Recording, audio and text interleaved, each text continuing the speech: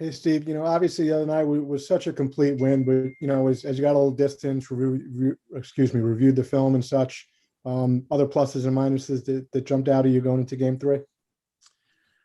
Yeah, it was a solid performance all around. Our defense was pretty good for the most part.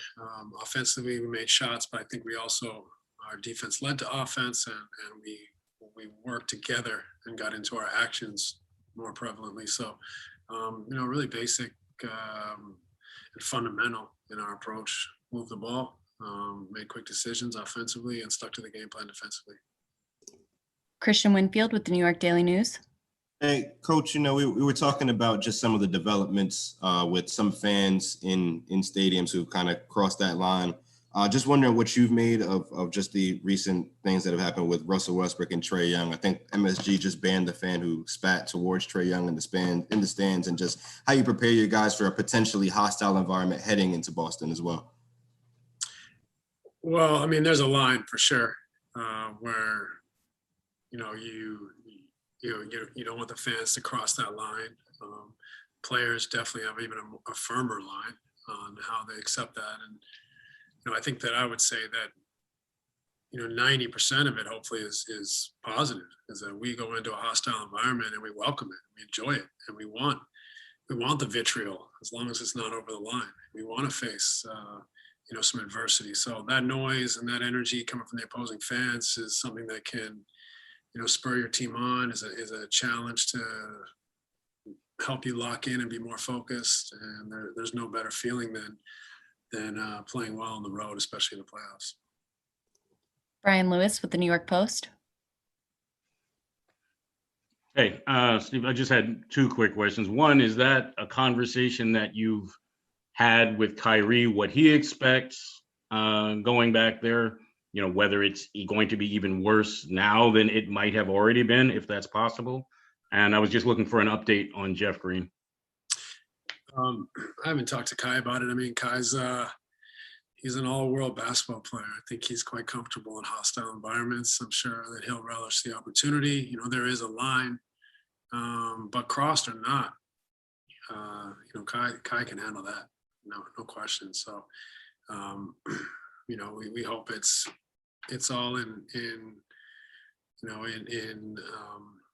within the sportsmanship guidelines, so to speak. But Kai can handle it and has done so his whole career. Jeff Green has a strained plantar fascia and will be reevaluated in 10 days. Greg Logan with Newsday. Steve, you had a long career.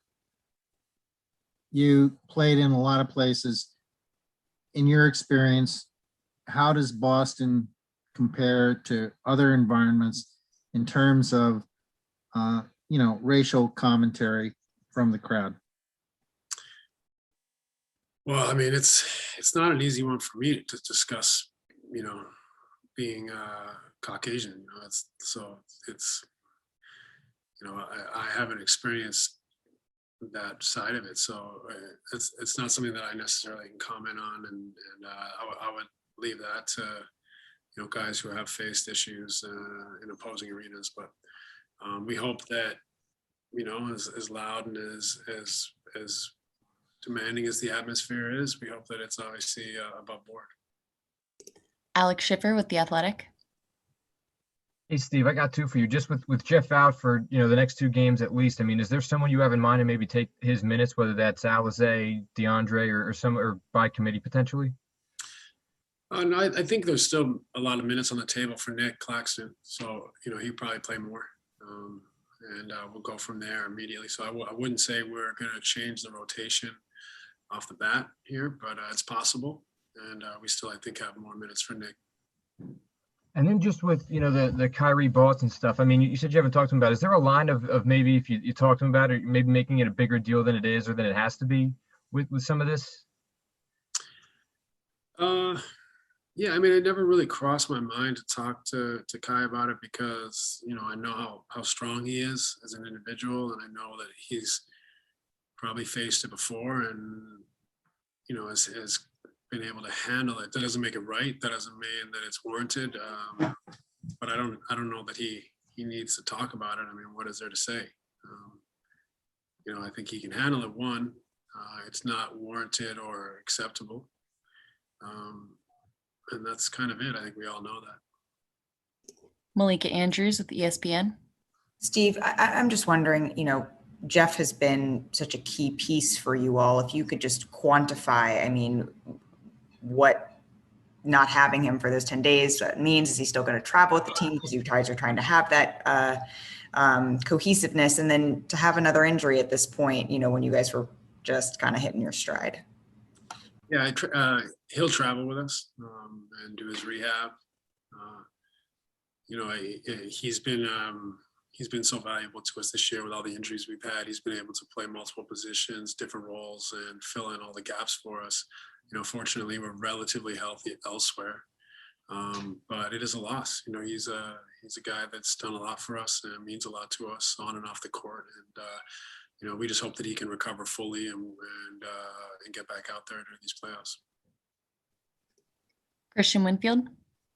Coach, when you have such a solid performance in game 2, what do you look to build on moving into game 3? Do guys get complacent knowing how easily they were able to deal with the Celtics and feel like it's easy to deal with them, or do you have to keep them locked in heading on the road? Oh, I think we recognize that there's an opportunity to relax when you're up 2-0. We know that game 3 is a big game, that their crowd will be, up for it, and that it's a really important game for them to stay in the series. So we can't take our foot off the gas. We got to not only try to win this game for the series, but we also need to get better. So we need a good performance to grow and continue to improve. This is our team's 3rd game together, really, with all our rotation guys playing, and now minus Jeff. So we recognize there's a lot at stake for this series, but also if we want to continue to improve and put ourselves in a position to be the best we can be, these games mean a lot. We can't take our foot off the gas forevermore.